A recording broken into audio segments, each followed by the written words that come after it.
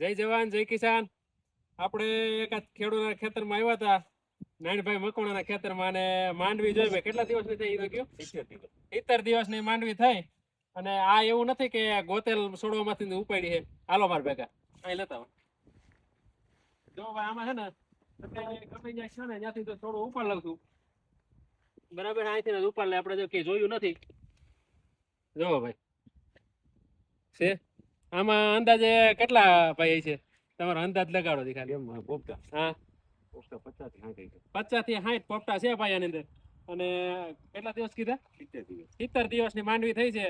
અને જો ભાઈ કોઈ ખેડૂતને વાવી તો આવી માંડવી આવી જો ને જોઈ લો. એક બરાબર માંડવી પીળી દેખાય છે પણ એક નંબર માલ બેઠો છે ને હજી. અને આ જોવો ભાઈ હુયા નું પ્રમાણ જોવો, હજી તો બેહે છે ને એક નંબર માલ, કાંઈ ઘટે ને. હજી તો માલ એટલો બેઠો છે, પછી ગોગડા એટલા છે, નખલા એટલા છે, અને હુયાનું પ્રમાણ એટલું છે.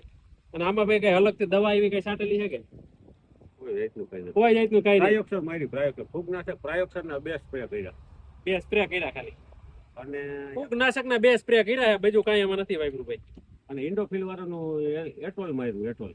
ઇન્ડોફિલ વાળાનું એટોલ, બસ એટલી એની સારવાર કરી છે. બાકી કોઈ જાતના ઉપરથી ખાતર નહીં, નીચે રેગ્યુલર આપણે હાલતા એ જ ખાતર.